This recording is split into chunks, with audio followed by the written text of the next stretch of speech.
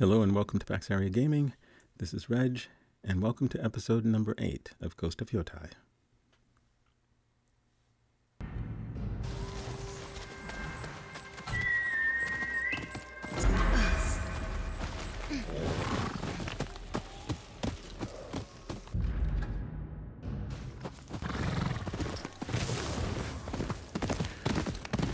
We're beginning this episode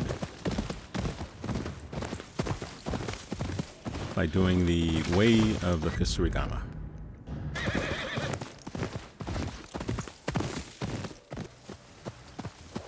Which helps to unlock one of our weapons in the game. Something I was supposed to sort of start the whole game off by completing all at once, but I've been sort of slacking on that. But now I'm going to get back to doing this one.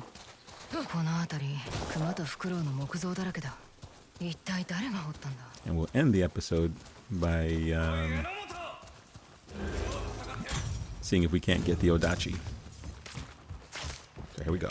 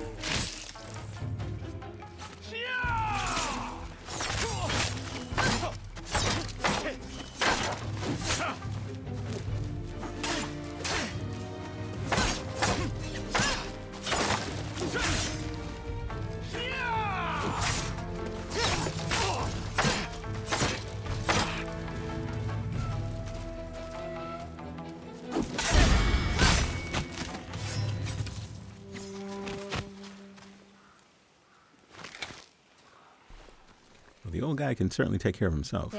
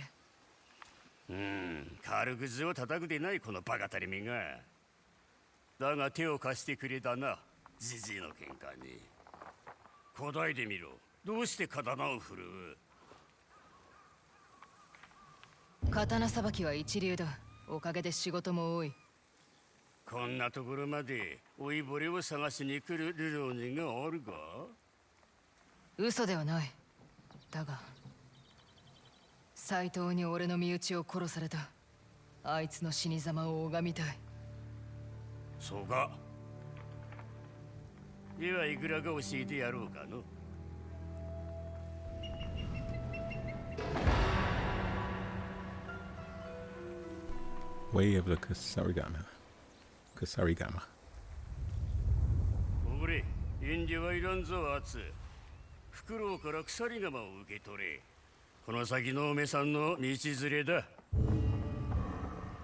I love this weapon in AC Shadows. It was one of my favorite weapons. Not quite sure whether it will be the same in this game. But let's see what we got.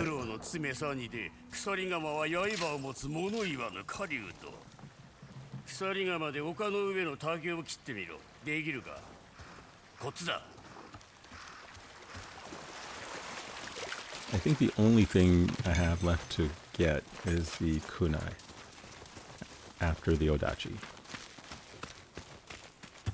And I may have actually passed up where that is supposed to be. guess I need to figure out who I need to talk to. Is it someone who's going to be in my wolf pack? Because my wolf pack looks pretty full. I'll show you that later or in the next episode.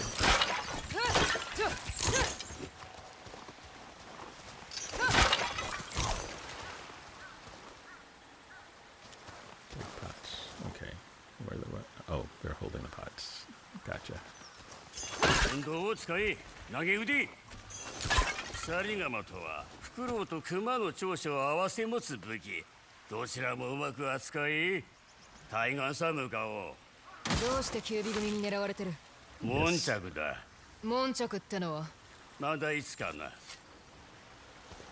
Somehow I don't think shields are going to be as easy to break as those pots.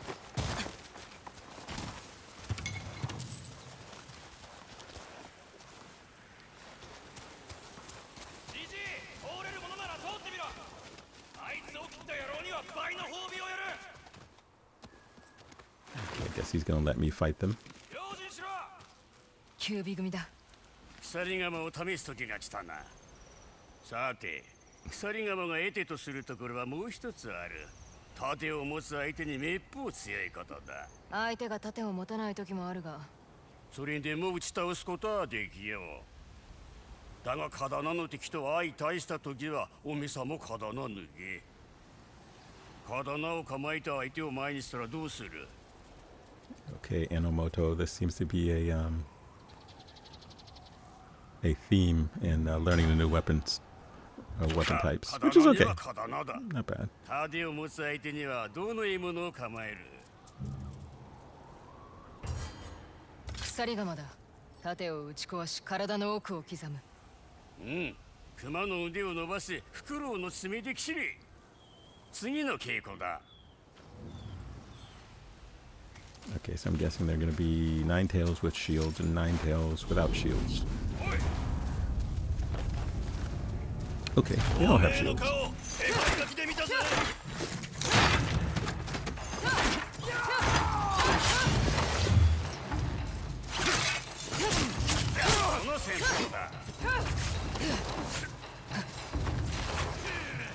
Fighting, if you're instructing me, I'm not going to be able to read it when I'm fighting these guys. Okay.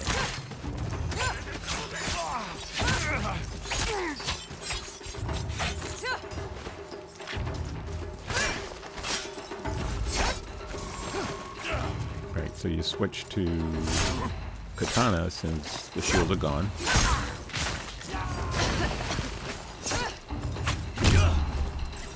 I'm guessing that you could still probably defeat them with the Kusarigama. That would be my guess. I guess the rules of battle etiquette requires me to switch, but I don't think I would have to switch.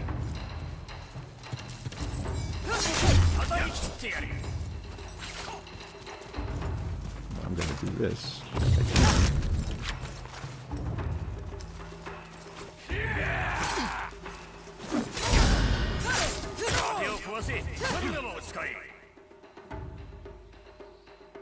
Okay, so I gotta switch back.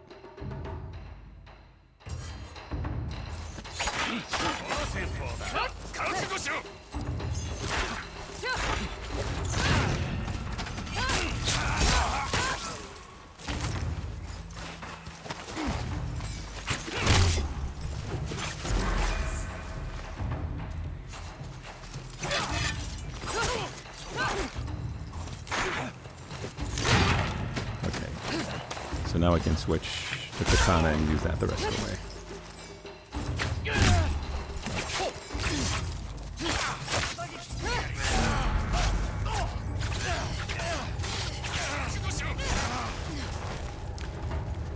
I guess blocking and deflecting works the same way. No matter which weapon you use, you just have to time it a little bit differently.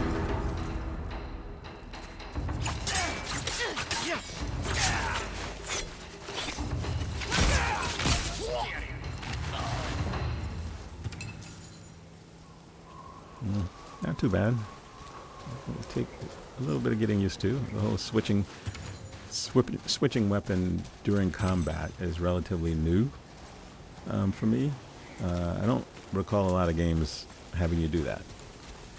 I mean, Jin Sakai had one weapon. Actually, he had more than one weapon because we also had the bow and arrow, and some throwables. But his primary weapon was the katana, the samurai setup. In her case, she can wield the Odachi. Well, she can't wield the Odachi yet. She can wield the dual katanas. She can now wield the Kusarigama. Eventually, the Yari, and eventually the Odachi, which is pretty impressive. But I'm also guessing that you can take the katana and fight each of them with a katana. I mean, I watched someone battle someone with an Odachi who he was only using a katana. He hadn't unlocked anything yet. So to me, that says that you can probably get away with using one, but it'll probably be easier. And the synergy with your armor, I think, is tied to weapon types as well. Maybe even with some of the charms. Oops. Sorry, Atsu.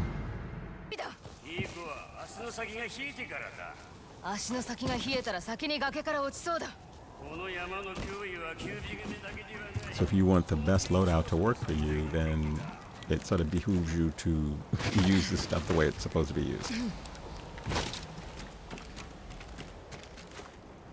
And I just started experimenting with switching armor sets, depending on what I'm doing.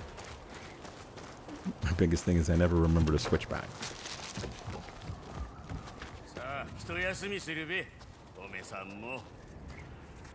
The armor set I have now is the Crimson Kimono that I got at the end of the last episode. 全くうるさい連中だ。てめえをジジイと呼んでた男がいたが、あれは誰だ？わしの孫だ。身内に命を狙われてるのか？あやつはわしの怒りで我を忘れてる。その思いが手玉に取られているとも知らずにな。わしを殺せば古傷が癒えるとすっかり信じておるわ。事実なのか？首を狙われている者としちゃ、あいつは思い違いしとる。ああ、慣れてきよったな。よし、稽古の続きをするべ。稽古？まさかここから出るのか？おめさんの敵は晴れの日に飲み来るのか。万事に備えてこその稽古だ。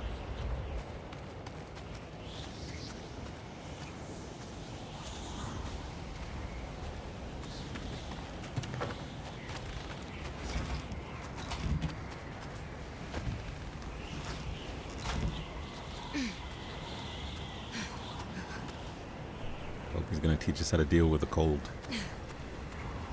Because we've been in some of these areas where you start to freeze. I haven't died because of it yet, but it certainly affects your health. Am I doing this wrong? 雨風ごときにたずるいてはならん。ついてこい、急げ。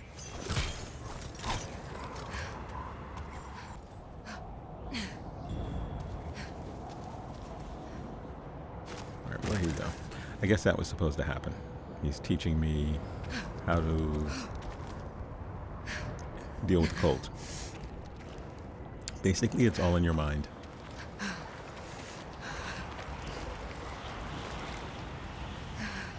I do believe in real life a lot of things are in people's minds, but I'm not so sure that hypothermia is one of them. And while you can adjust to cold, right, it would take you weeks, if not a couple of months, to really adjust. Like a person living in the Caribbean would find 60 degrees もう少し cold, マシなとも思て or 50 degrees Fahrenheit cold. But after a few months, your blood begins to thicken up a little bit. この風 And the reverse is true. If you're from way north and you move south, your blood will thin out a little bit over time. It's not something that's going to happen in 2 or 3 days. It's not even going to happen in 2 weeks, but it will happen.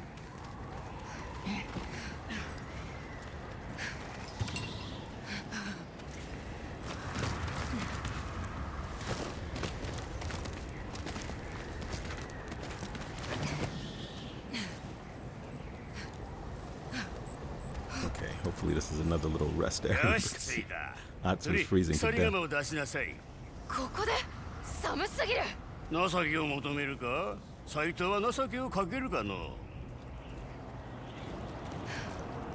今一度言う鎖釜を出し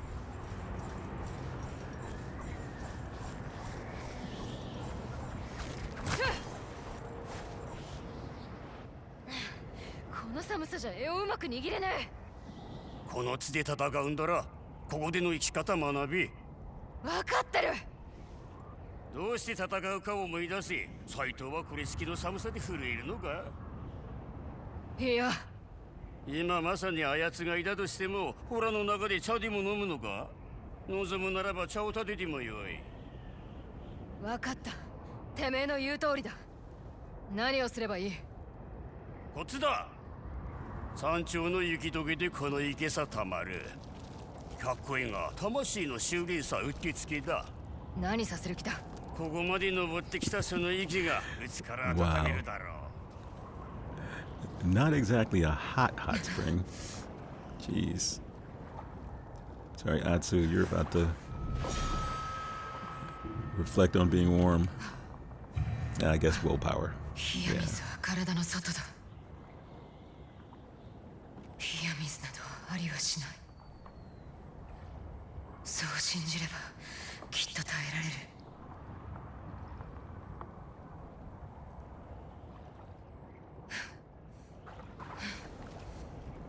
おめさんほど耐えるやつは珍しいああそうかい感じてきたのではないが力の源は心にあると I'm glad the frost effect is gone.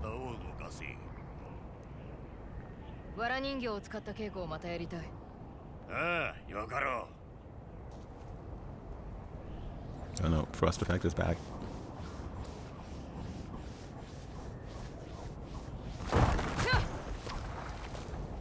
Okay. So earlier that was supposed to happen. I wasn't really sure. I was like, wait a minute, am I doing something wrong? わしと戦い宿敵だと思ってかかって Because that こい was certainly a possibility with me.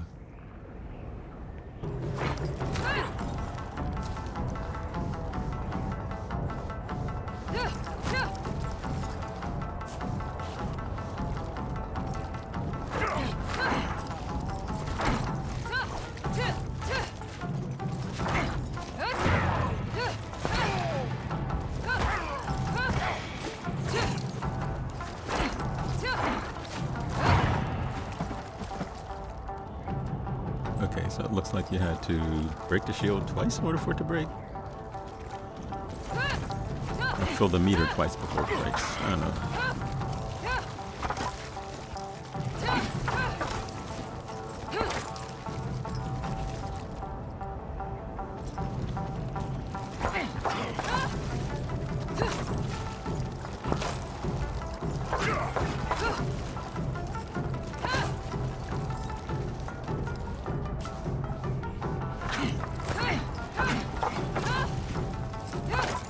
He's certainly proving the point that you can defend yourself against a Kusarigama with a katana.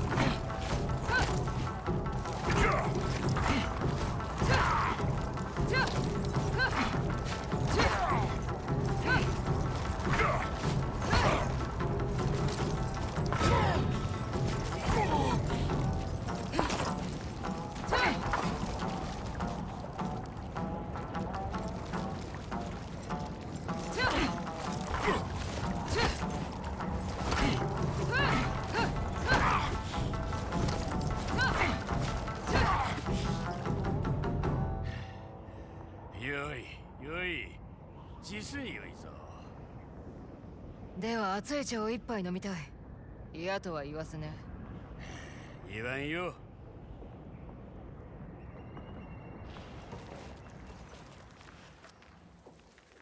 これほど茶がうまいとは。茶がなくてはこの山では暮らせんな。一つ聞かせてくれ、榎本師匠。九尾組とのいさかいを避けるのは孫に刃を向けたくないからだろう。じじいの役目だ。どうして憎まれてる？綾津の母が理不尽に殺されてな。綾津は敵を討ちたいと弟子になりたがったが、わしは断った。斎藤を切るために修行するのはいいのか？単に義道を討つためならば、わしも助けを惜しまんよ。だがあの孫は、やがてこの世の全てを憎み、誰も彼もを呪い始めだ。そして九尾組に加わったんだな。わしへの憎しみは膨らみ続き、今やこの地の者にも向けられてる。来い、済ませたいことがある。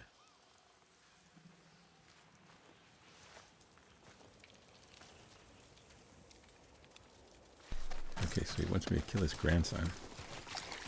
Hopefully 次 his, の稽古か。それはあと、得得した技を披露したくないか？この山のため戦ってくれ。 his grandson will see reason and I wouldn't have to kill him. Hopefully.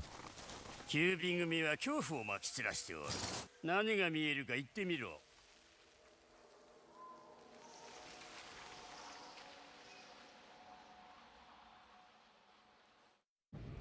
あれは何だろう。九尾組の隠れ家だ。潰さねば。そして捕虜を救ってくれ。次はこの山の向こう側。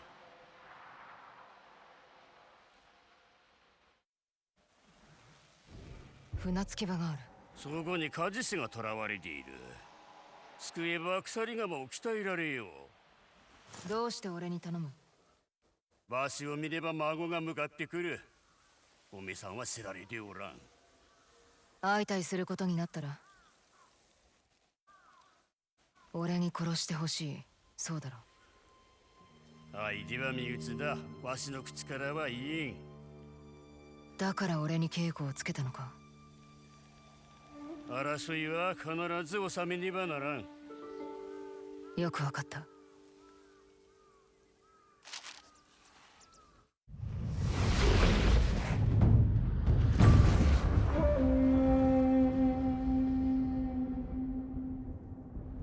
Nice.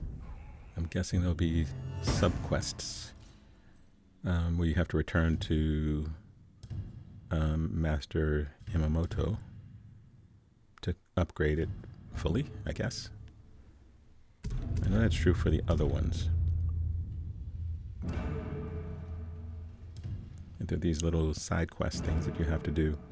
I have not obviously completed them since I'm still working towards upgrading some of the stuff. It's just some of the armor. I'm switching back.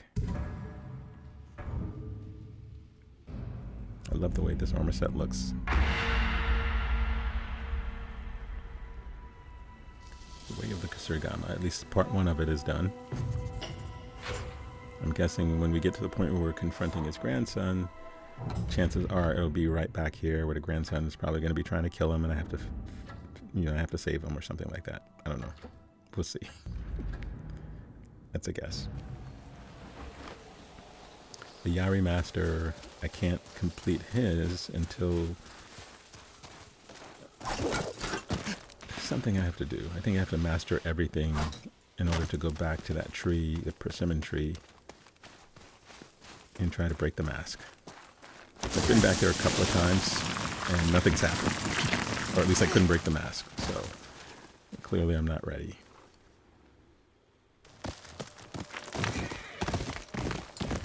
So while you guys aren't missing a whole lot of me doing things offline, is I'm gonna do a lot of the bounties and the altars and stuff like that offline, unless they are part of this, part of a story quest. Sometimes they are, and sometimes they're not. So I don't guess this is gonna work.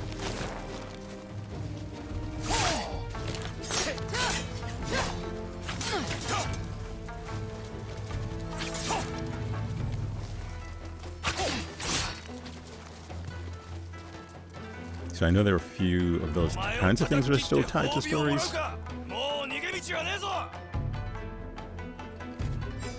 If they're tied to the stories, what I'll do is show me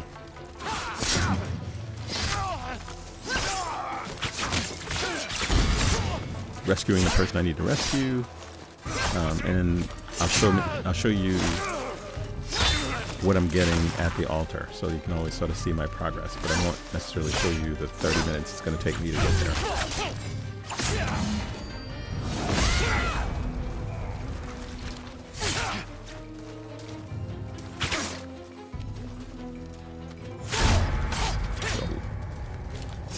He got one in and he almost killed me.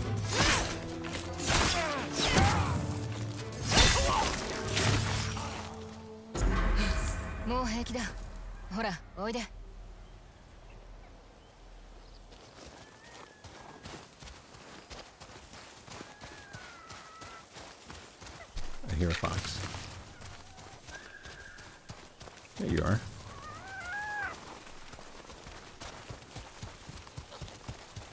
Okay, we've not done a lot of these. Like I said, there haven't been as many of the fox quests in this game as in the previous game. At least it doesn't seem that way. Maybe I'm just missing a bunch of them. So we'll follow this little guy. I don't know why he ran through the water instead of over the bridge, but he's a fox. They can do what they want to do.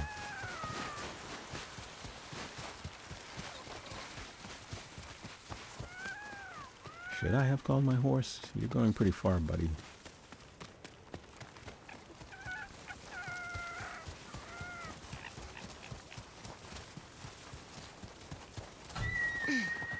Yeah. I don't know where you're going, so let's do this.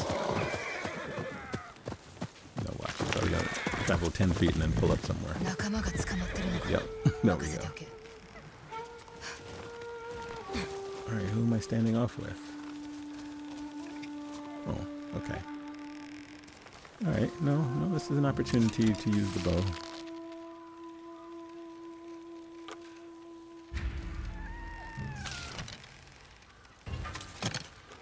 Yeah, let's use this one. This one will kill the guy. The other one's...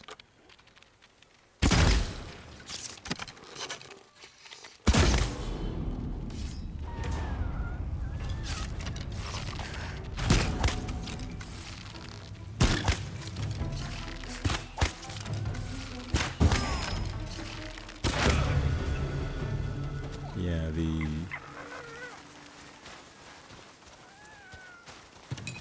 weaker bow definitely does not...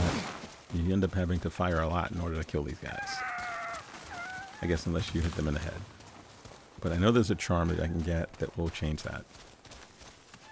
So I have to work on finding that particular charm if I'm going to continue using the bow. And of course, I am going to continue using the bow.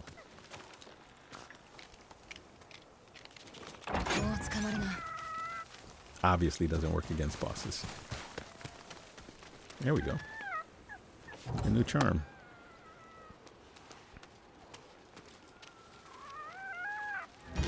Pray at the little Inari charm, Inari shrine, and then we get the charm of lingering shadows.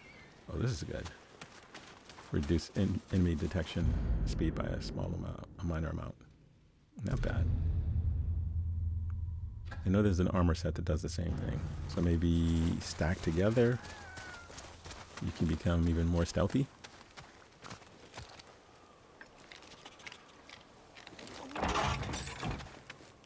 Alright, buddy, you can go.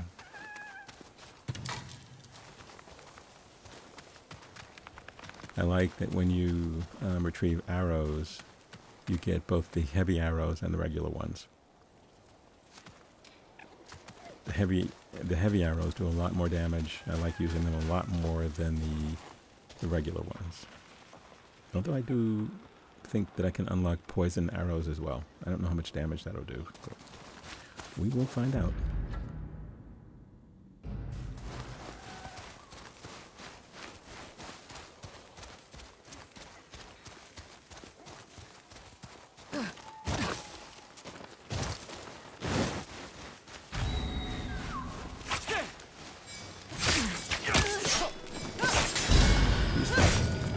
Out of nowhere.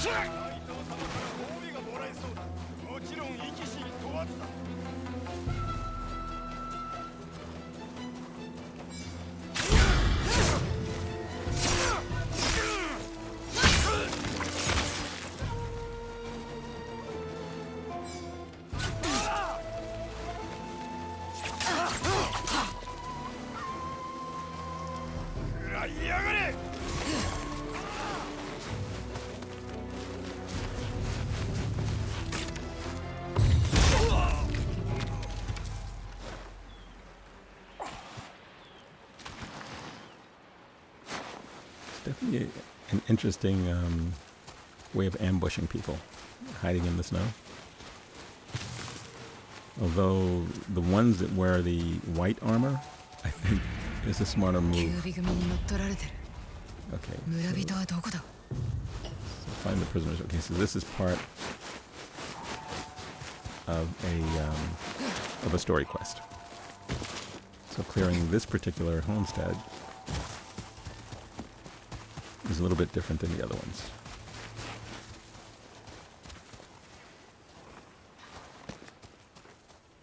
This is the Soya Post. Soya Port. Release the prisoner. Okay, so we will endeavor to do that. I don't think we've gotten any of them killed when we've done these in the past. I think I've definitely died doing them, but the prisoner seems to always be alive once you rescue them.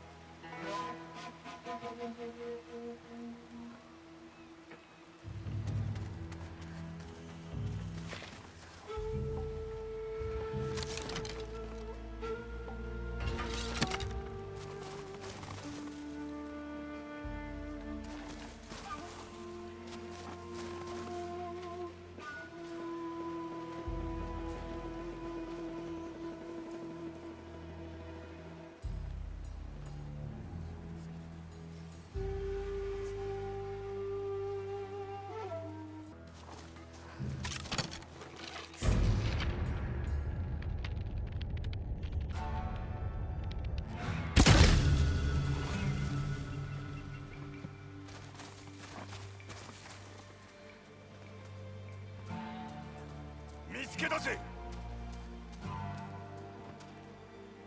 手間をかけさせるな。お前は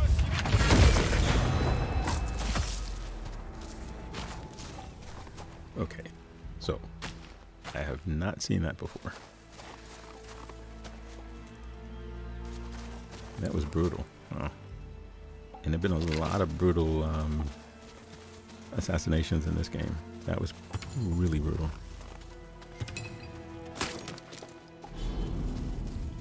Who sees me? Who's left? Oh, this guy.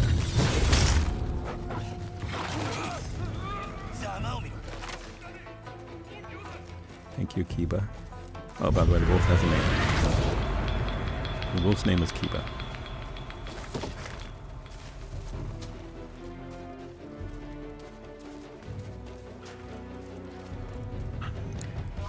Like the character in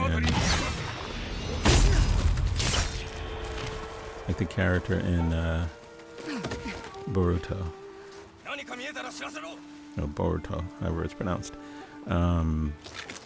Even though this Kiba is a female and that Kiba is a male.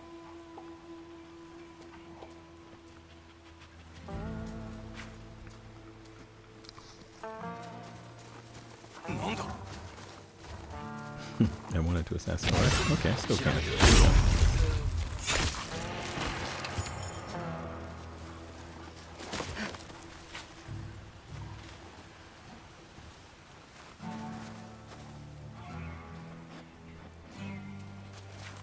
Yeah, I don't believe these particular homesteads where you have to rescue a prisoner actually have altars.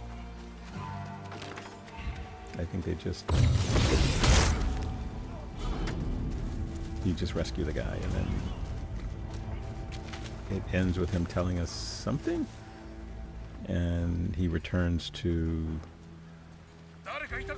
the quest giver. And I don't know who the quest giver is with this guy.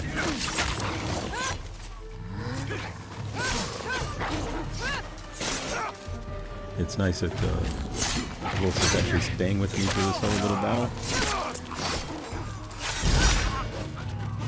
keep this 1v1 instead of a 2v1 kind of a deal.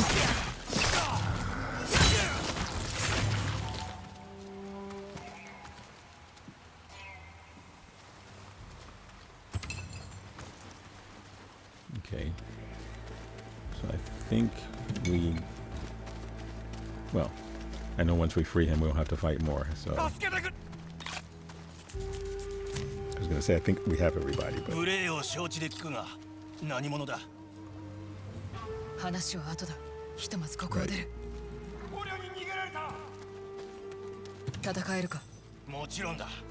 村を壊された恨みもある。Hachiro.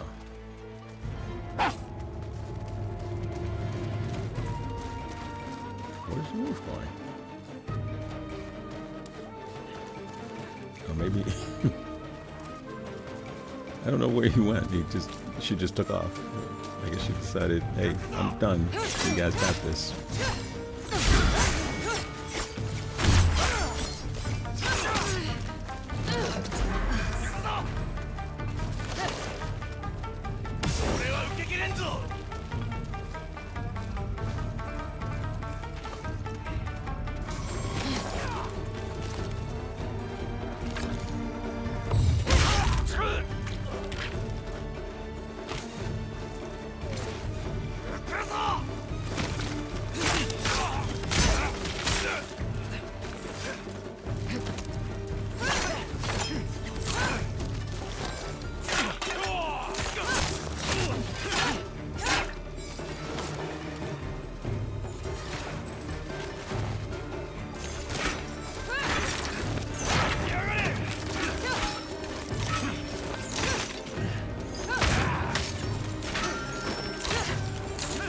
So I guess you can stance break them with this move as well.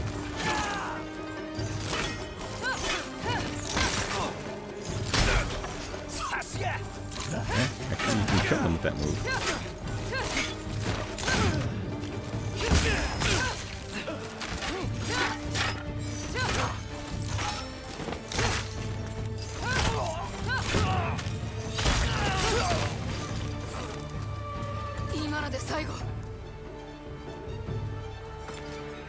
宗谷港にあるのは両場と火事場だけ。キュービ組の目当ては魚じゃなかった。武器を作らせようとしたのか。鎖釜だ。断ったらみんなを殺し始めた。世話焼きな連中だった。一人になりたくてわざわざ赤鶴山でよく行ったもんだ。二度とあいつらの無駄話が聞けないとは。失うまで気づかないこともあるもんだ。あいつらも浮かばれる。これを俺からの感謝の印だ。赤鶴屋の近くに来たら寄ってくれ。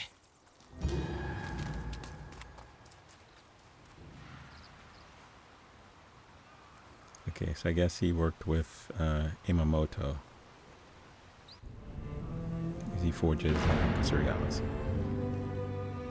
So he must have been the quest giver. Soya Port.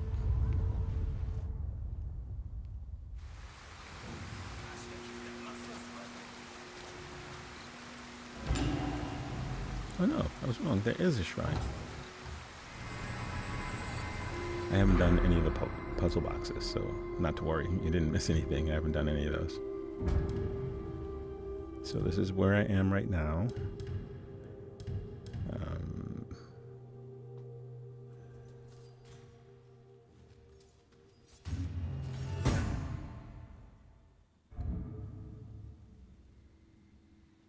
We need to make a little bit more progress with the Kusarigama since we just got it.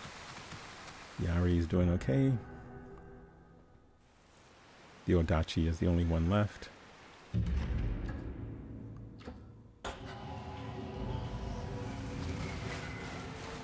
where to next? Cape Inari.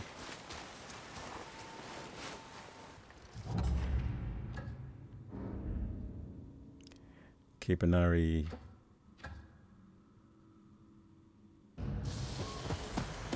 is another one of those. At least the shrine is inside of that cape, and it looks like another one of the Saito homesteads. So as much as I was trying not to show you guys me doing all the homesteads, they seem to be popping up. キュービ組の隠れ家どうや And っ of て course 中に this one 入る looks like it's full of puzzles, ここにも向く starting with how to get in. Okay, so they don't call these homesteads. They call these 音が鳴った入り口を見てみよう the Nine Tails den. All right. So what I had to do was solve a puzzle. I didn't want to spoil it, so I have not shown me solving the puzzle, but I solved it, and it leads to that door, at least partially opening, so that I can climb under it.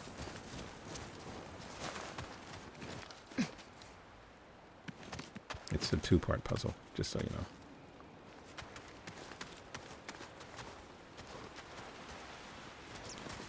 And there's going to be probably more of them in this northern area. It seems to be far more puzzles here than in any other area of the game that we've visited so far.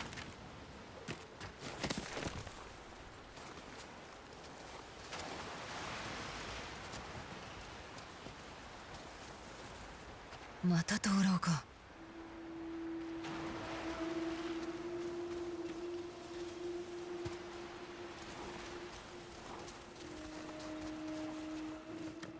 だんだん分かってきた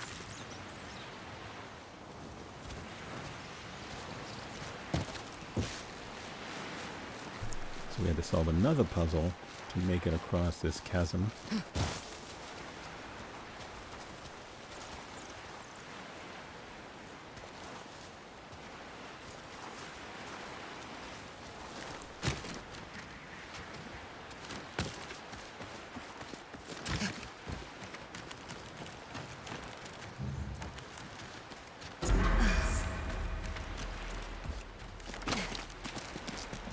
I'm guessing this door will not open. Alright, climb up.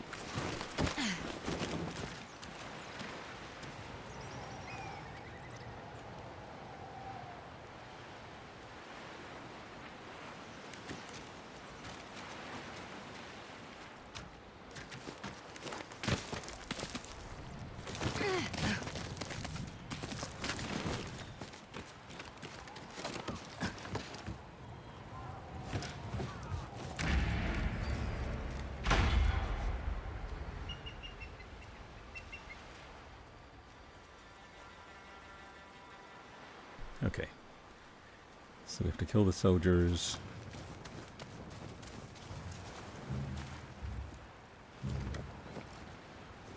There are no prisoners to free, so I killed all the soldiers.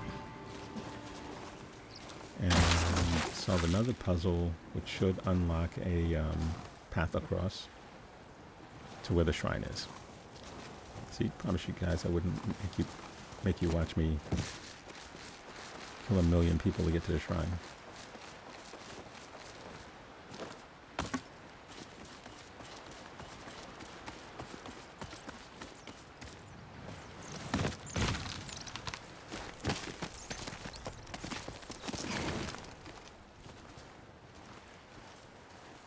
So at the rate I'm going, I'm guessing I am definitely going to be able to max everything out.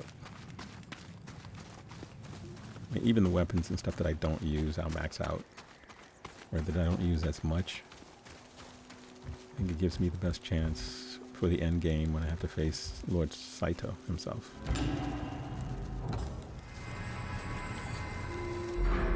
Alright. We have another box.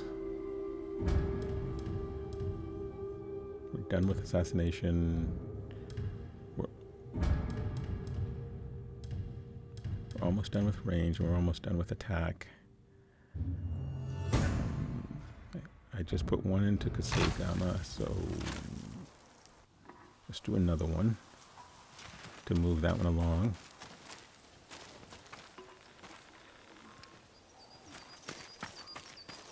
Okay, we're back at the Kotan.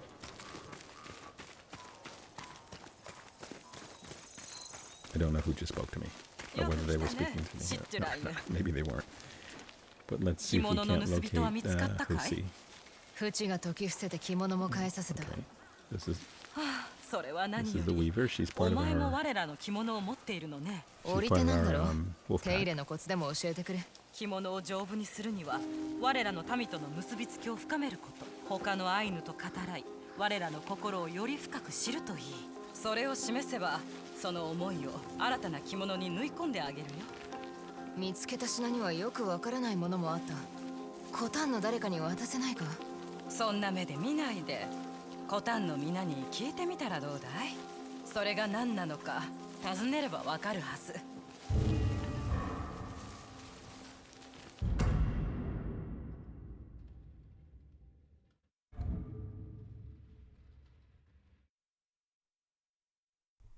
Keika the Weaver. Yeah, she's part of our wolf pack. You can see the wolf pack is filling out pretty nicely. There's still a few people missing, 取引しないか。どうだ。 but we're gonna get them all. 取引できる品が増えたよ。 Yeah. I always feel compelled to buy something from these guys. ああ、それか。どうぞ。悪いカムイに気をつけて。 Whether I ever use it or not, you know, I'll buy it. Be a good citizen since they treated me well when I came to this little Kotan the first time. フチの息子。母を探しているのならここにはいないぞ。また喧嘩してるのか。母の重荷を分けてくれと頼んだだけなんだ。コタンのみんなは一生分の恩を返したいと心底望んでるから。それで今度はどこへ行ったんだ。3つの丘を見渡せる山へ薬草を積みに出かけた。もう戻ってもいい頃なんだが、もしわしが探しに行けば勝ち目のない言い争いが始まりそうでな。俺が探してくる。飯をもらう約束だしな。助かる。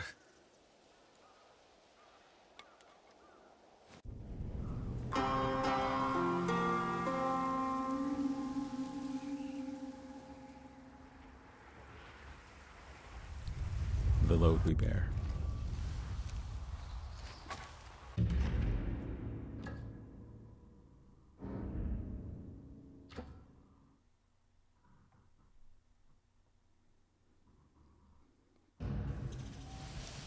Ooh, okay.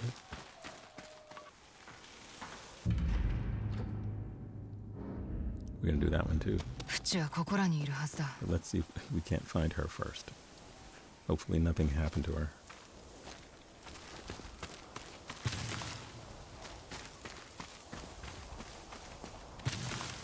あそこにいた。シートライム、こっちへ来い。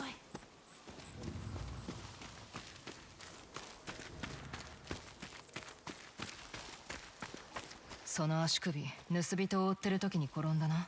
痛むか。もっと気がかりなことがある。耳を澄ませ。子熊？その通り。よいよい。困っている子熊を見つけたら、アイヌにはコタンのみんなで育てる風習がある。その足首じゃ何も助けられねえぞ。岩場を見てくる。ここで待ってろ。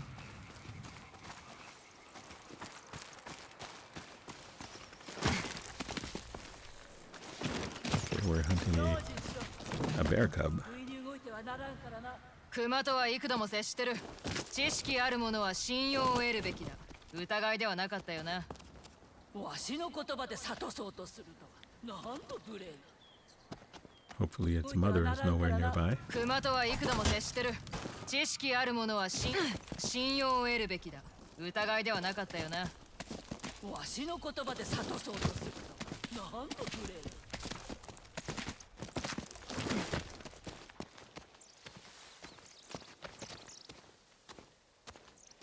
アイヌには子熊を育てる風習があるって。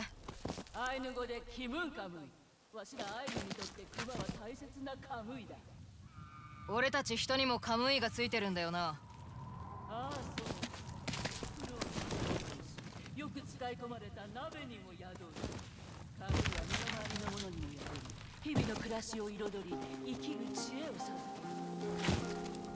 ではカムイに助けてもらうと思え。てめえを案じる連中ではなく。けいや、お前も狩りのさなかで助けを求めたりしないんじゃない？似た者同士ということだ。そのようだね。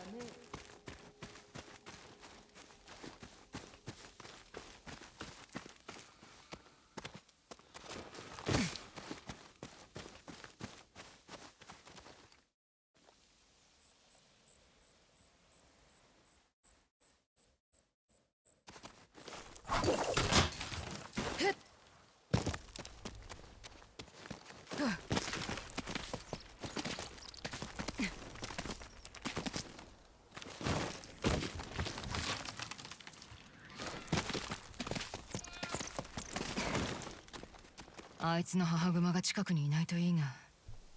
Hopefully there'll be an easy way to get this bear cub down.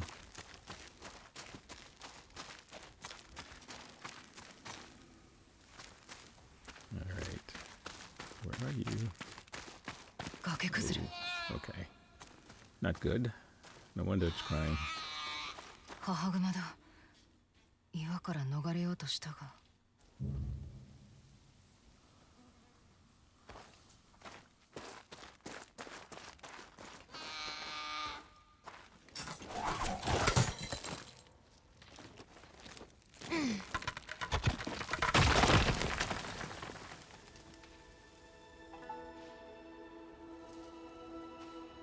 さあ出てこい。嫌なのか。そんなに怖い顔か。人とカムイは互いを支え合うとフチが言ってたぞ。でも一人きりだと誰も信じられなくなるよな。そういう時は歌が慰めになってた。そうだ、てめえに聞かせてやろうか。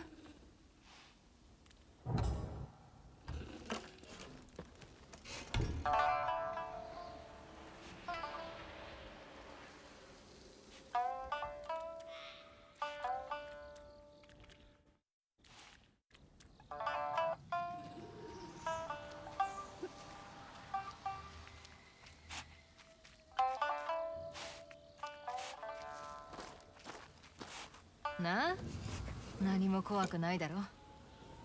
フチのところへ行こう。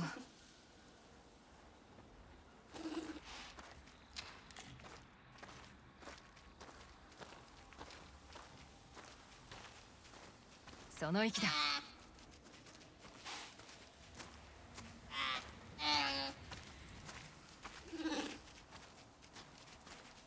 おいで、こっちだ。ほら、あともう少し。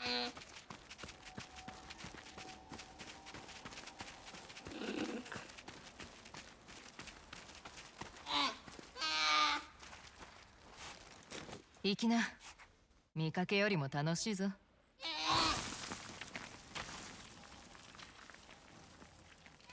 し、よくやった。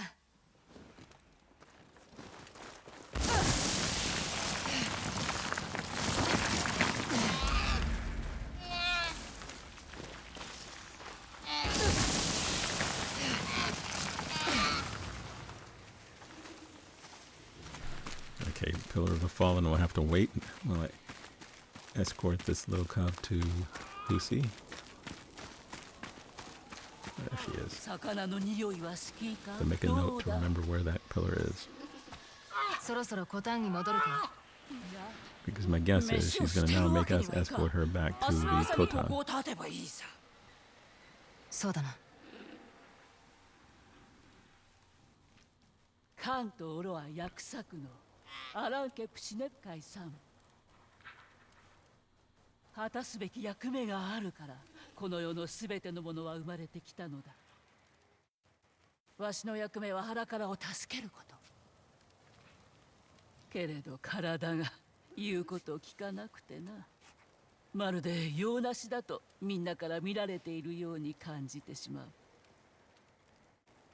その心、息子は知ってるのか。わしのことより漁の腕を上げることに気を配ってほしい。魚に好かれていないからな。役目は変わる。お前はどうだ。この世でどんな役目を背負ってる？なんだろう。さあ、明日はせわしくなるよ。遅くまで起きていてはいけないね。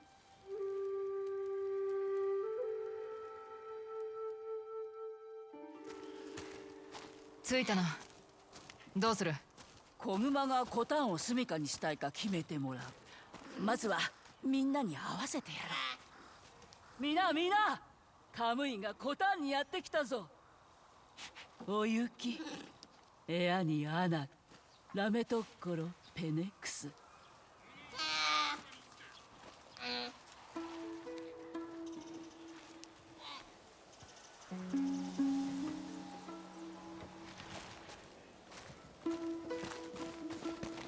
子熊が残ると決めたらどうなる？長老の一人と暮らす。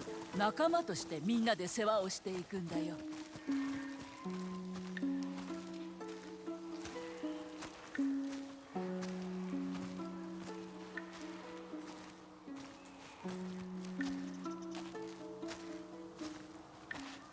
俺の名はヌコアンペ。お前が腹を空かせることのないよう、うまい獲物だけを狩ると誓おう。危なくないのか、熊と暮らすのは。イオマンテという儀礼の際にその生涯を終える習わしなんだ。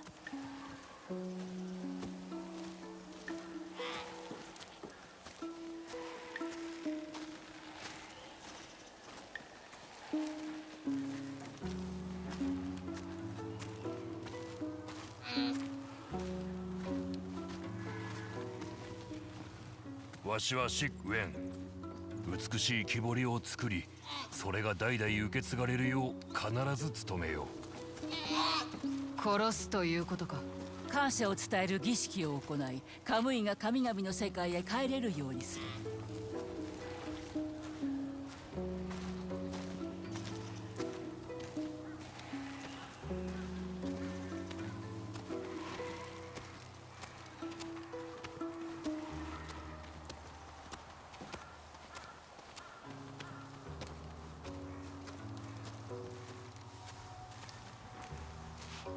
踏み足手だ。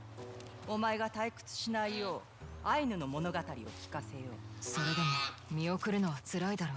あのまま放っておけばきっと明日には死んでただろう。これからは幾年もの間愛されながら安らかに暮らせる。あの子が旅立つ時、我々のいたわりと感謝の心を他のカムイに伝えてくれる。それが習わし。和人にも習わしがあるようにな。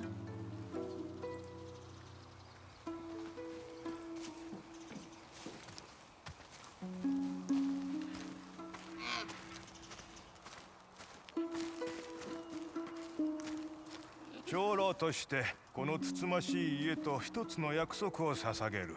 身内としてお前の面倒を見続けよう。淵は多くの恵みをもたらしてくれる。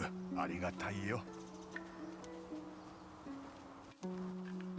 どうやらこの子はコタンを気に入ったようだ。さて宴を開こう。俺が食い物を集める。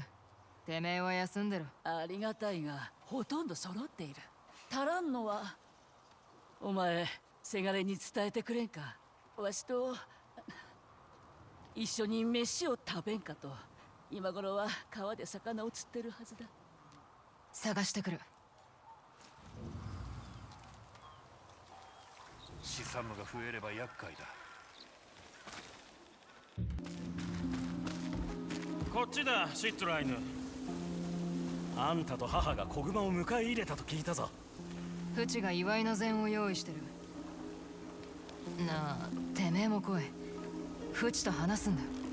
言いたいことが山ほどあるようだから。おお、では鮭を持っていこう。ああ、そうだ。この薬草は母の好物なんだ。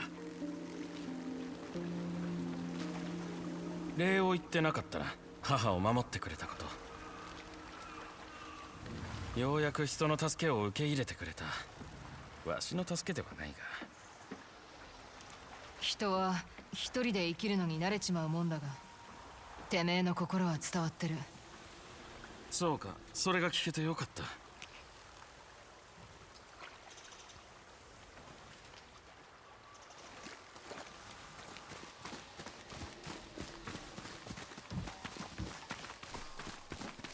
Okay, so it seems like she's mediating a détente between mother and son.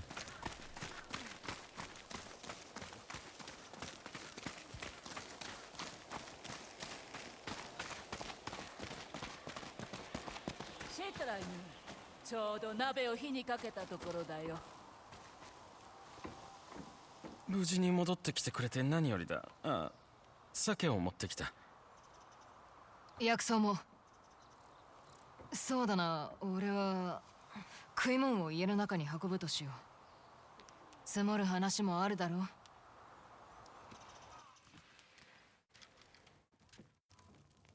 せがれがようやく立派な鮭を釣れる日が来るとはね。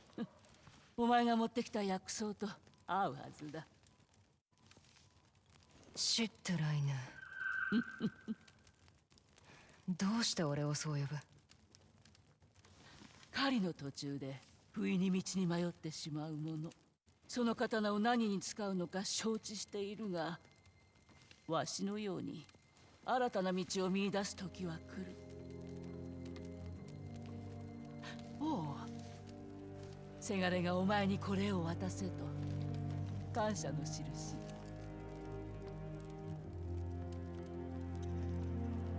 親思いの息子だ。これからどうするんだ？わしの知恵を伝えていくさ。これまで通りだ。せがれの力を借りてコタンのみんなとはぐれ狼とて群れなくては。いい匂いだ。うまい肉を食わせてやる。風に吹かれれば折れそうだからな。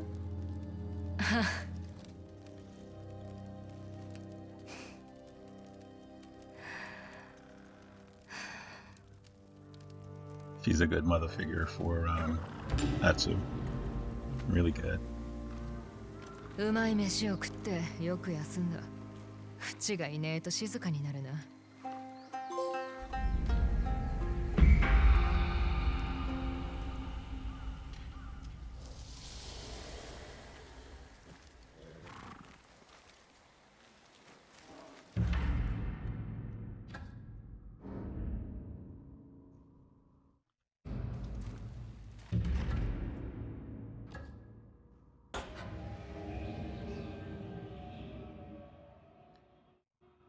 The Legend of the Opusnupuri.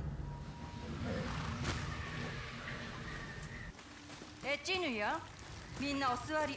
これからここの言い伝えを語ろう。昔、フクロウが川で鮭を取った。鮭は言った。見逃して食べないでいてくれたらお話を聞かせよう。山を貫いた矢のお話を。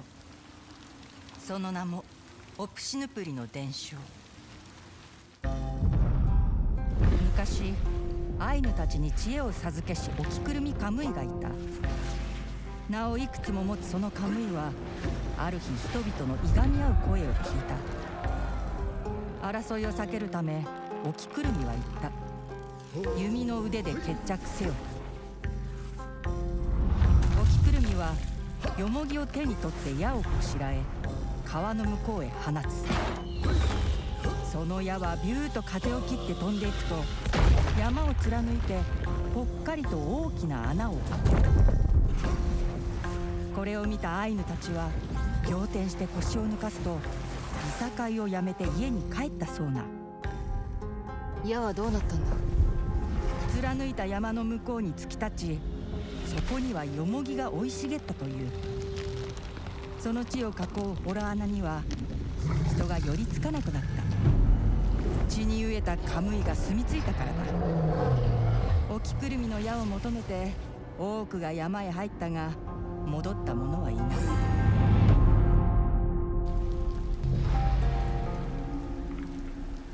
Okay, so we know where we're heading next. The Legend of the Opusnupuri. 山をも貫く宿は本当にあるなら手に入れたいな。ニプタイの山にあるって聞いたよ。白い花畑の先に道があるって。でも行っちゃダメなんだ。行っちゃダメなのはガキだけだ。ねえ。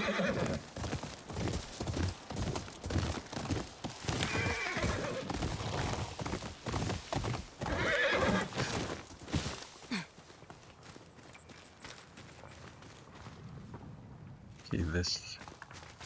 おいしか。I don't know whether it's a spirit animal or not, but it's going to lead us to where we need to be. 山にでかい穴を開けた矢を見たことないか。ついてこいって。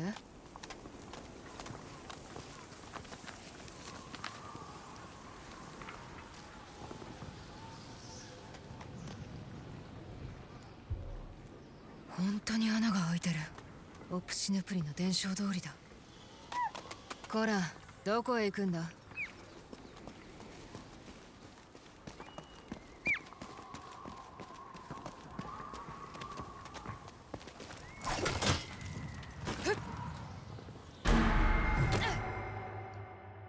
Yeah, I knew that was going to happen.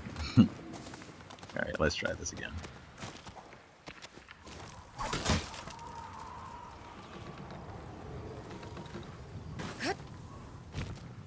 Much better.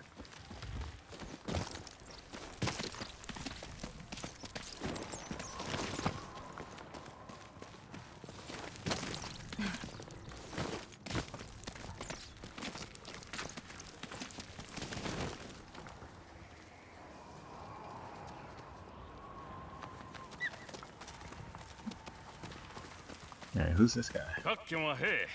腹は減ったか。飯の支度をするところでな。流浪人に飯を振る舞ってくれるのか。俺が習わし、我らの礼儀だ。そりゃいい習わしだが、探してるものがある。おう、おきくろみの矢だろ。その矢だ。どこにあるか知ってるか。月原では見つからんぞ。なら火を焚こう。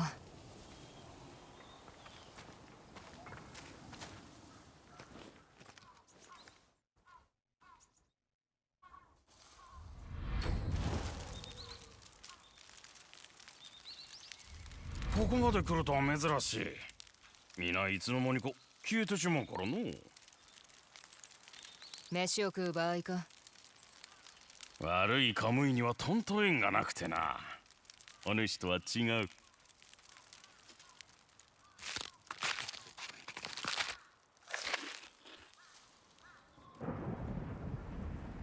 俺には悪いカムイばかり寄りつく。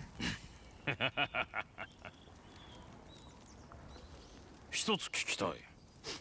どうして矢を探す？山をうがつほどの力で俺の仇を成敗した悪党の人殺しを。なるほど。してそれをなすために何を失う覚悟だ？全てだ。よくわかった。来なさい。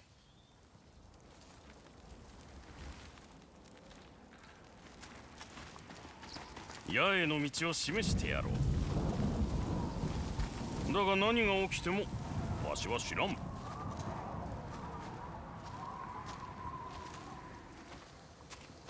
この先お主の武器は役に立たんよ。どういうことだ？答えを言ってしまってはつまらんではないか。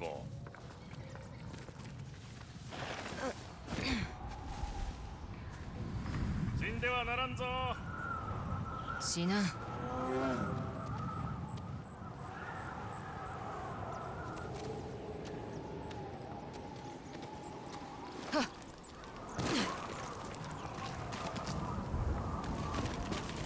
風が強くなった。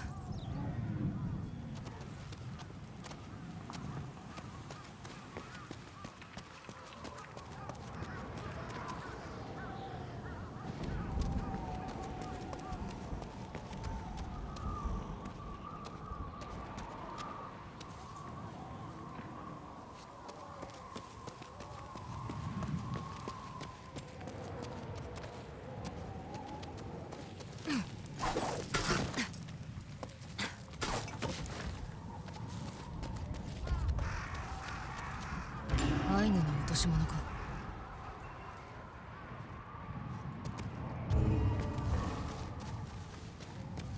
誰かいたのか。暖かい。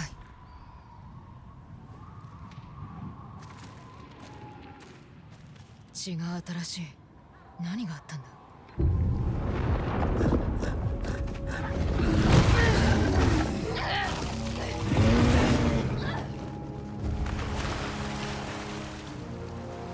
Okay. Didn't see that coming.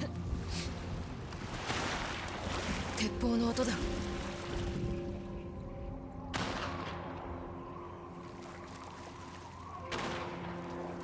熊はどこだ。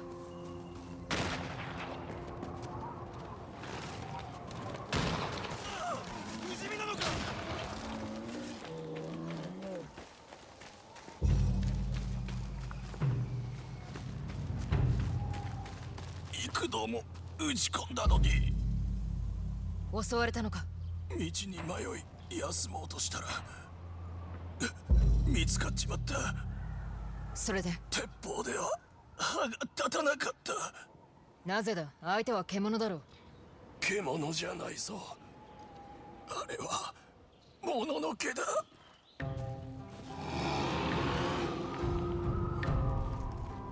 まずい。ここから出ねえと。出口があるはずだ。Okay, I'm guessing we should avoid the bear at all costs.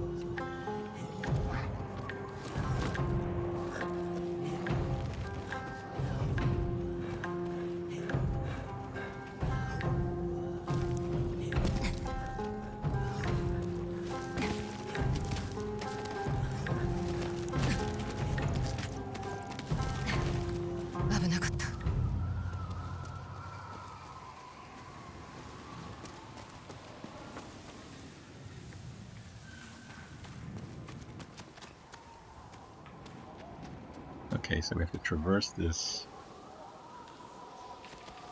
very complex little ravine area, or canyon area, while avoiding a big bear, a big angry bear.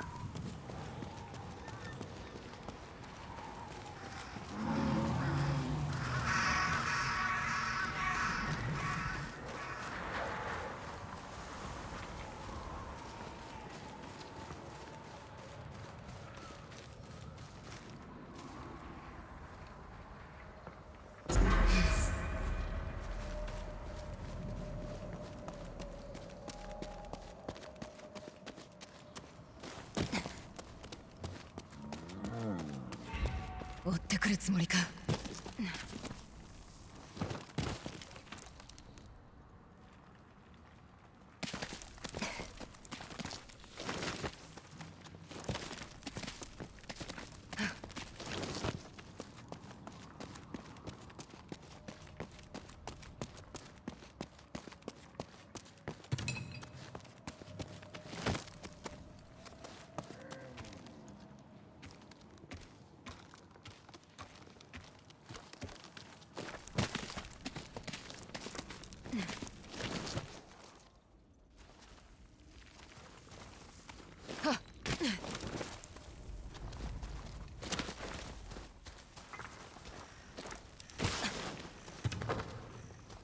めを。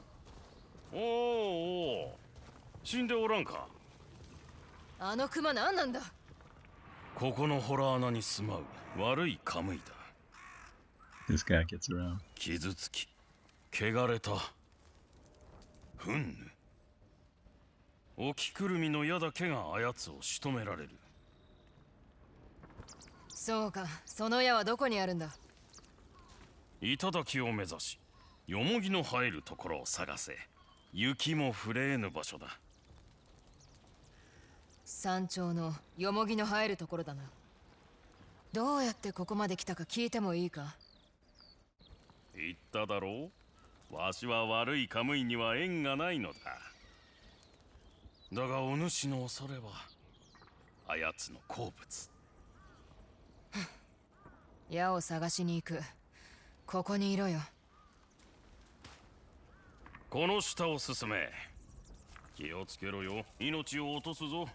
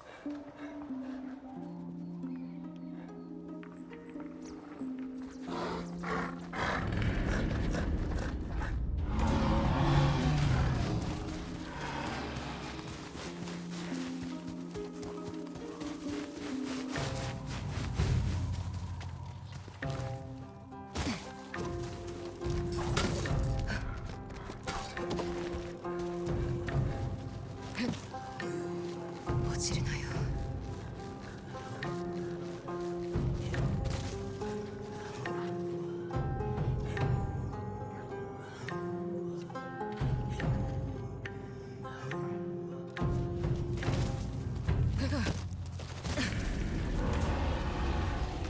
あのクマどうやって迂回しねえと。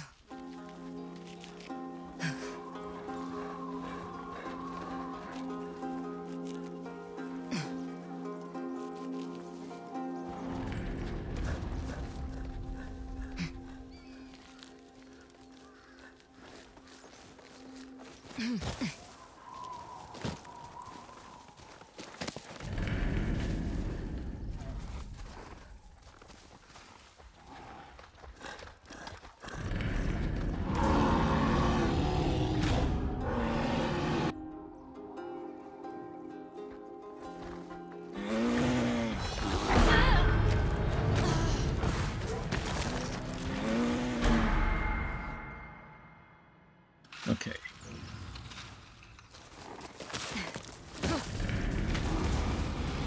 I'm gonna try to run past him. どうやって迂回しねえと。 Oh, this was a bad idea. Yep. Alright. We'll run past him the other way.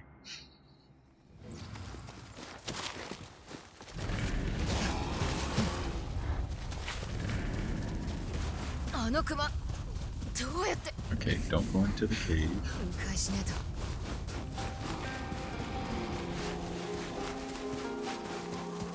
と。 Alright, here we go.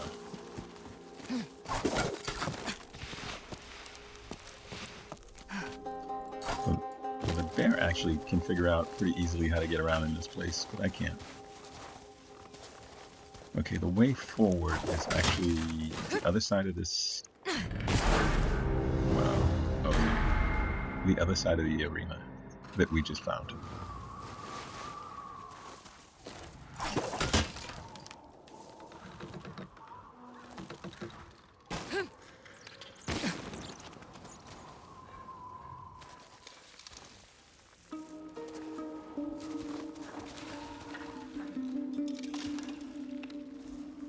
so there's the bear. And I'm actually wearing the wrong armor set because there's an armor set that reduces enemy detection, which is what I should be using. There we go. So this should help. It doesn't mean he can't detect me, it makes it just more difficult for him to detect me. So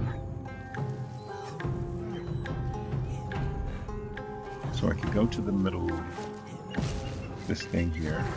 The bear apparently won't climb here.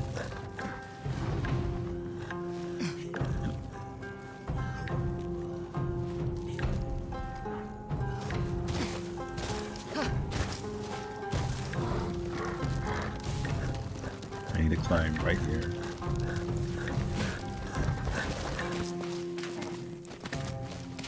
There we go.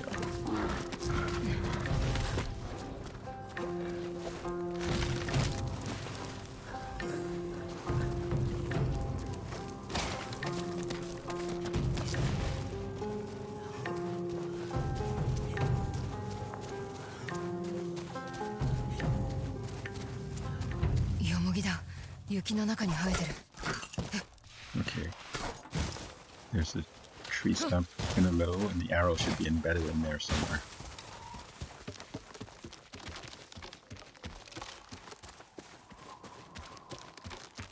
Let's look around. Nothing else to loot, so climb up, grab the arrow. これが沖くるみの矢。それに勾玉だろうか。誰かの形見だ。近くにいる。氷の滝の向こうだ。Okay, so now we need to right here. Oh, okay. He's telling us where to go.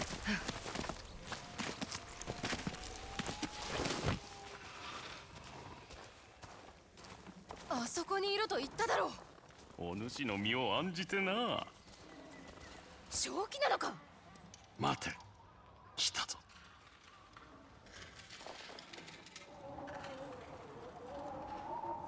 痛みに耐えていたんだな。辛そうだ。もはや生きることも死ぬこともままならん。お主が持つ矢は争いを断つためのもの。このカムイの苦しみも断ってやろう。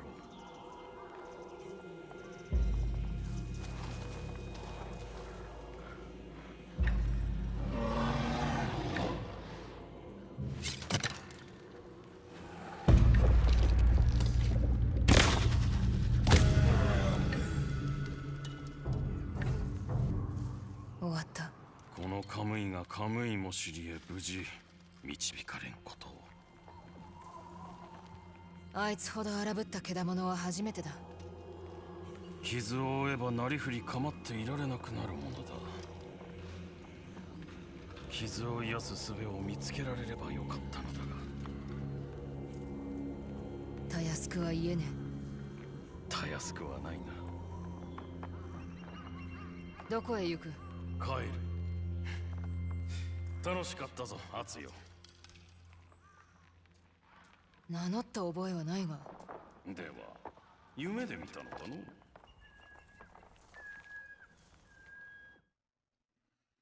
ナイス。これをアイヌに返したい。よもぎの矢だ。これは争いを断つためのものだろう。俺の腕ではうまく扱えないと思ってな。山の中で誰かに会った？アイヌの男に。悪いカムイに縁がないそうだ。その人はオキクルミかもしれないね。アイヌの伝承を信じるシサムをおかしく思ったんだろう。教えたいことでもあったのかね。教わったよ。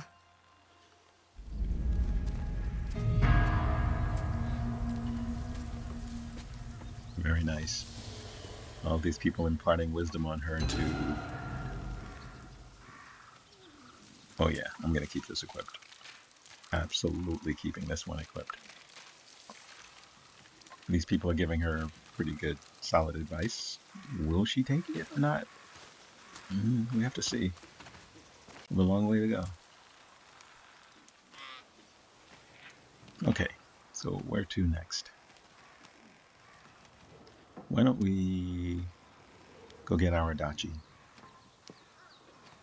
Yep, we want the Odachi. Let's go.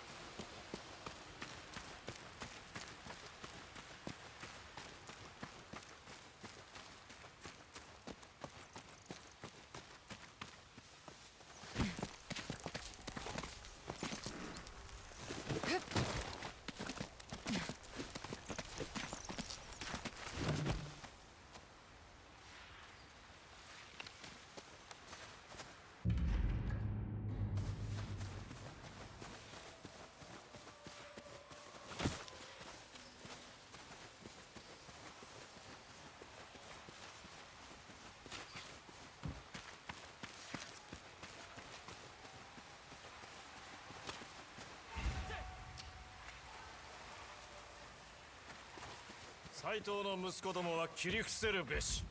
我が自慢の大立ちで。はい、吉田師匠。何か用かな。拙者は吉田と申す。あいにくだが弟子入り志願なら諦めてくれ。斎藤の息子どもを追うので手一杯か。どうやら相通ずるところがあるようだ。そなたあやつらを狙う怨霊だろう。蛇を切ったのもそなただな。どうしてわかった？その腰の帯を見てな。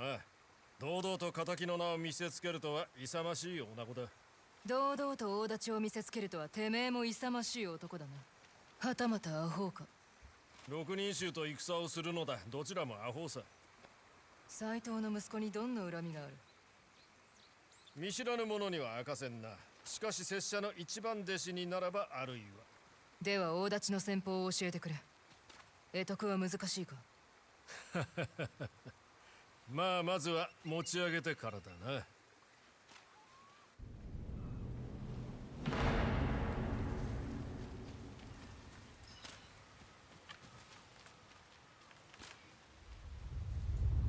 どうして大 The 立 way ち of the Odachi. 痩せ侍でも刀は触れる。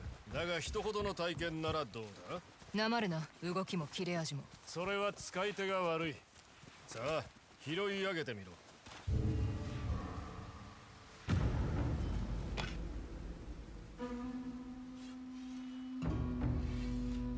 Yeah, it even looks heavy in the game. どうだこれは大物だ。ついてこい。稽古を重ねれば大柄な相手をも切り伏せることができよう。おい見ろ、新入りが初稽古を受けるぞ。あの女の体よりも重いはずだ。一日も持つまい。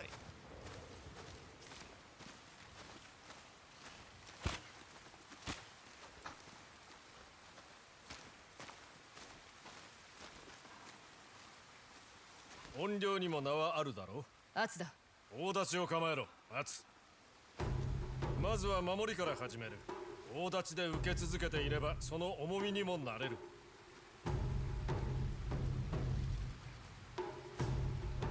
そうだ、重みに振り回されるな。守りは大立ちの扱いが要だが、攻めるときはその重みに身を委ねろ。振ってみろ、手早く軽やかに。大立ちの重み、それを役立てろ。お見事。よし、次は力を込めて守りを崩せ。拙者をよろめかせたぞ。やるな。立っていられるとは。てめえもな。俺に挑む男は大抵地面に突っ伏す。まだ負けんさ。さて、次は趣向を変えるか。侍ども、新入りを侮ったな。いずれかこやつに挑んでみよう。それともお主ら口先だけか。拙者がやりましょう。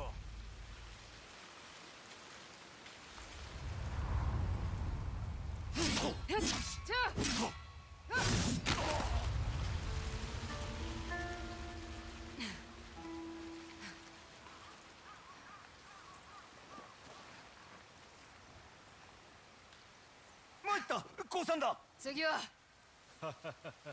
そなたは覚えが早いな。振るほどに迷いが消えているぞ。他の弟子とは大違いだな。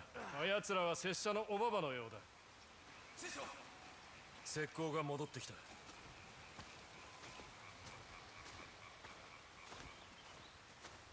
吉田師匠、竜と雲の手下が山で野営しています。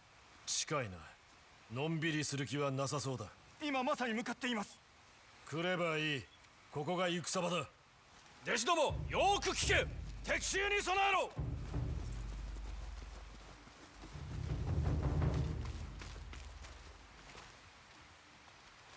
アツ、よいか。斎藤の息子も来るのか。来ないだろう。送ってくるのは手下ばかりだ。そなたは後ろに控えろ。初陣にしては荷が重かろう。初陣だと関ヶ原でも戦ったが。さようか。止めはせんが、一つ覚えておけ。大立ちは大柄な相手との相性が良い。だが相手が刀を持っていれば刀で戦え。刀が獲物の相手にはどの武器を使う？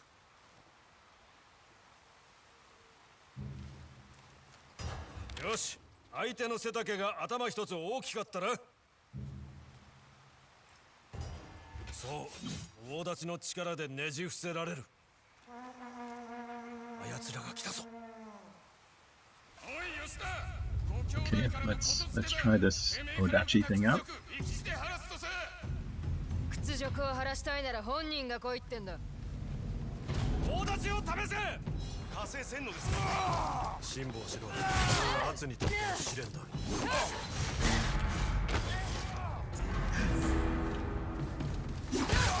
足なりは刀には刀だ。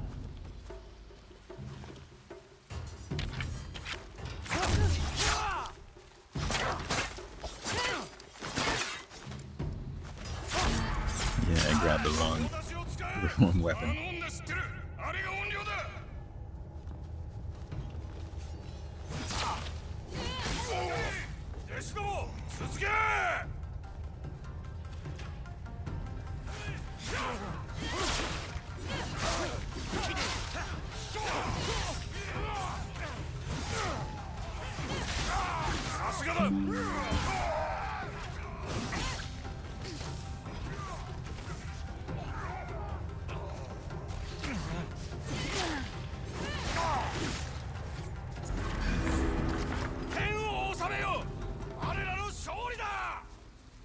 Okay, it's about time these guys join the fight. やるではないか。生き延びるとは思わなかった。そうやって俺を侮って死んだ男は大勢いる。なかなかうぬぼれが強い。てめえもな。刀で分からせてるだけだ。その程度の腕でよく言うな。これからどうする？あいつらの野営は山頂にあると石膏が言ってたな。弟子たちを休ませねば。その師匠も昼寝したいとか？ああ、では行こう。拙者は斎藤の手下を片付ける。お主らはこの道場と大立ちの教えを守ってくれ。お任せください、師匠。あつこっちだ。大立ちの重みに慣れたか？持ってることさえ忘れそうだ。I'm guessing he's gonna make me do all the fighting.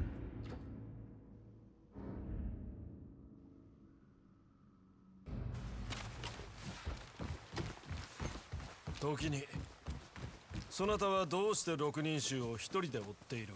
どいつものろまだからだ。てめえはどうなんだ？どうしてこんなところにこもって大立ちを教えてる？拙者を置いて他に誰が教えを授けられる？それだけではないだろう。そなたこそ遊びのつもりで六人衆を狙うのか？旅が好きだからな。拙者は指導が好きだ。このまま嘘を重ねていくか？それはそれで愉快な語らい。無駄口は叩きたくない。では仕方がない。拙者が一人コツとするか。松前藩の成り立ちを一から聞かせてやろうか。はたまた歌か。いや、和歌だ。師匠たる者和歌くらい読めなくてはな。では大立ちやその刃強く愛しき。おい、やめてくれ。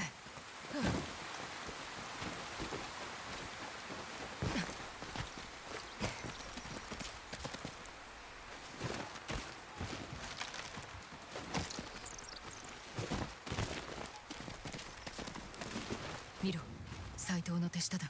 種が島を持っている。遅れを取ってるぞ。だったら足を早めろ。吉田がいるぞ。学びを生かす良い機会ではないか。言われつとも。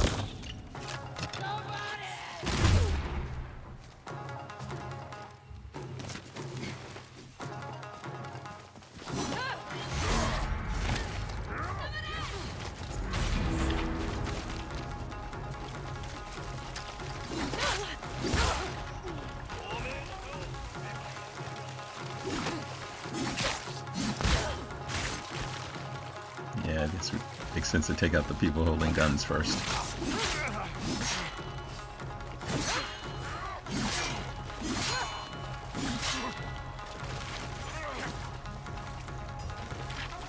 Okay, so I can sort of see why you would switch to a katana against katana. See, Odachi seems like it's easy for the katana to actually block. At least in this instance.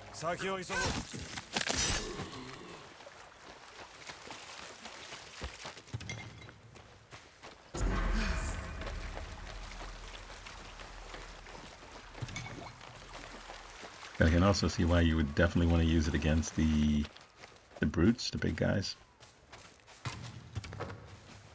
Since they don't usually wield katanas or kusarigamas, they seem to only wield big weapons, so it would make sense to use the Odachi against them.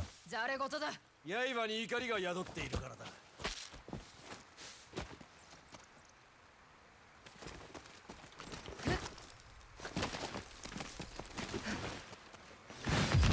危ない。どこかに隠れろ。むしろ追い詰めるんだ。うわ、こちらにある。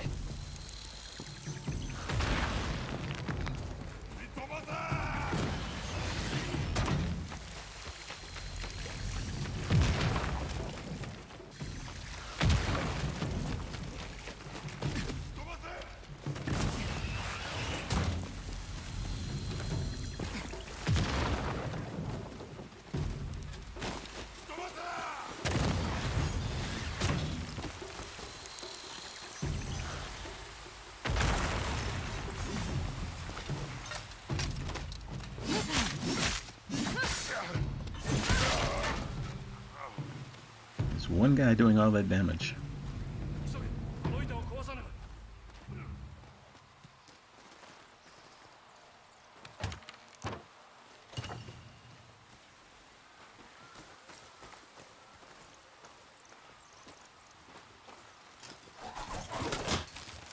そなたはいつもああやって棒冷やの中を突き込むのか。手っ取り早い。顔が燃えてしまうぞ。面をつけりゃいい。そりゃ斎藤の息子のようだ。道場での話だが、てめえあの兄弟を恥ずかしめたらしいな。それで済ませてやったのだ。It'll be interesting to see what the Odachi is like when it's fully maxed out. That weapon is pretty potent. 斎藤の手下どもが来る前に一つ教えを授ける。今だからこそ授けられる。I knew this was going to 大出しの happen. 重みそのものを勝負に生かす。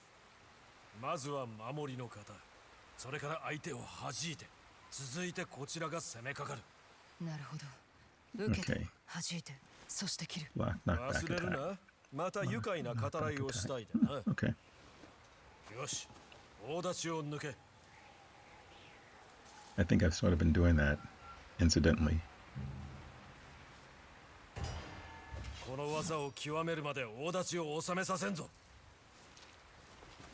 斎藤の犬ども、我が道場を襲えず無念か。主に叱られるな。 B 様、クモ様、お二人のために。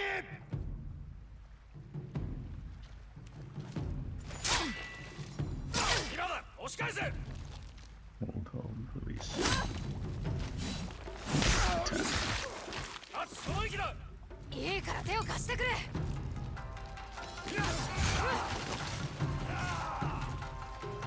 Yeah, I don't know whether I'm going to remember that actually in combat.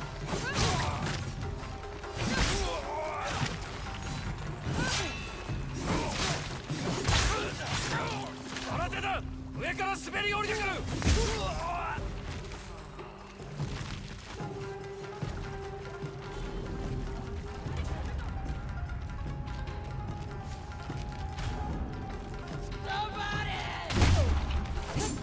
Okay. I need to go take out whoever's shooting at me. Where are you?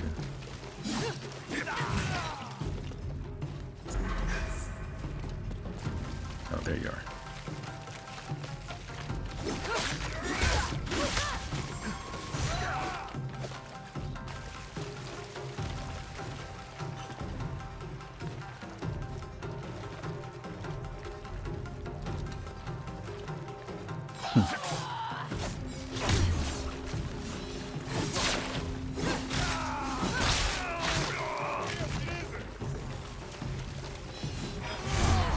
Yikes. I keep getting hit by that. I know that red means unblockable, so I'm not quite sure why I keep getting hit by it.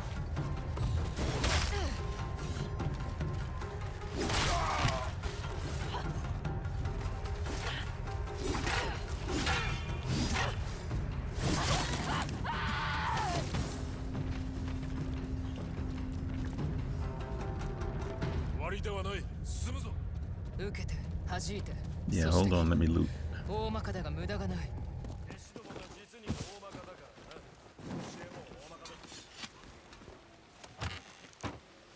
See, I love the fact that there's just so much looting in this game. And I think I've only ever run low on coins once.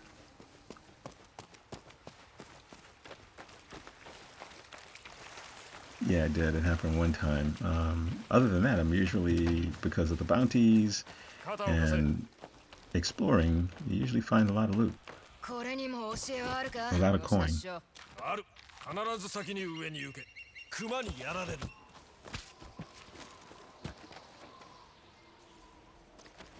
どうして斎藤の息子に狙われてる？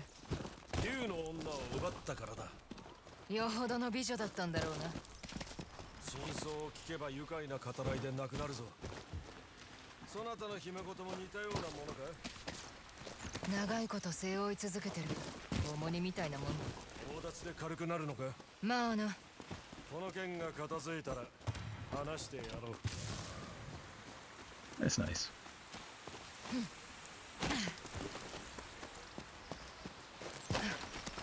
Husi was like a mother figure. This guy's more like an uncle figure. 俺からも教えてやる。じっとしてれば狙われる。走れ。maybe another brother figure. I'm not sure. He's sort of young to be an uncle. Maybe not. She doesn't have these kind of conversations with Jubei. At least not yet.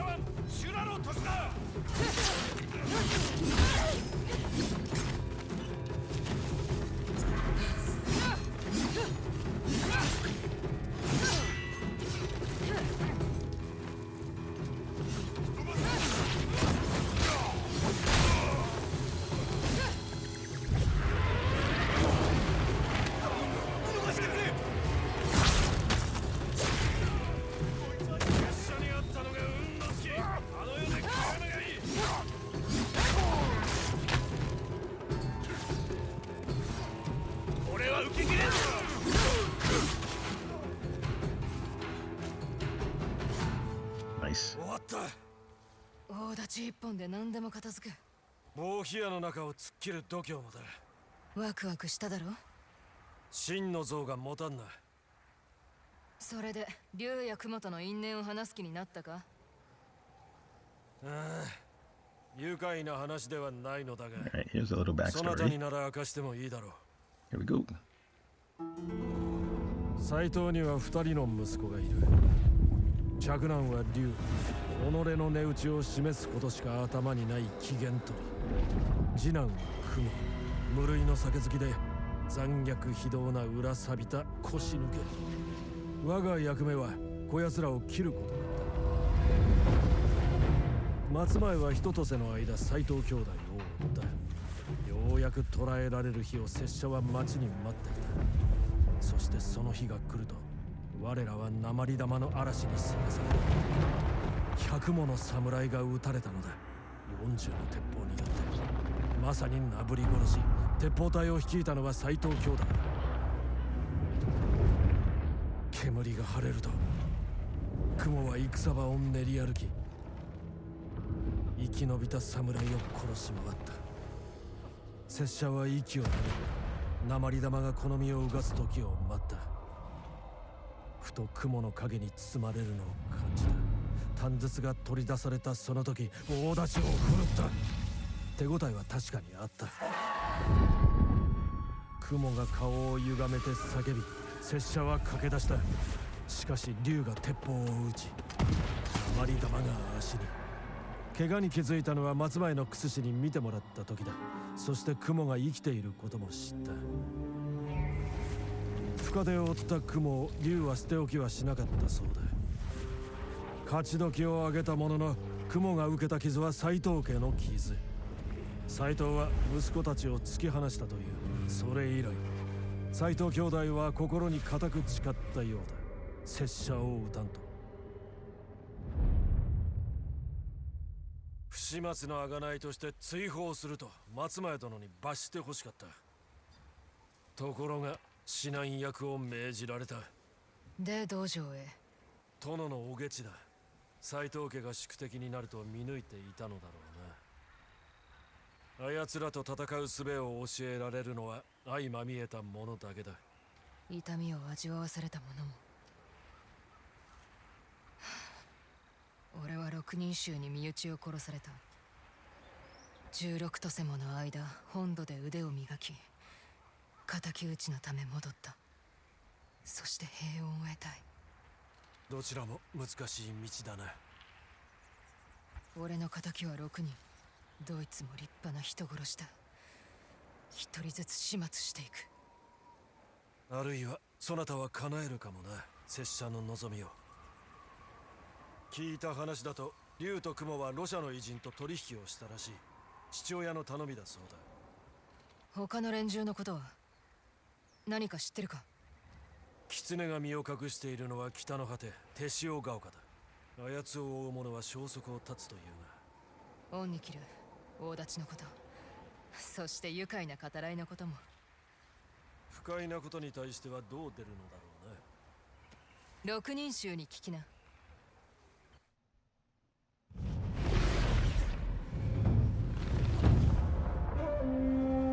The Odachi.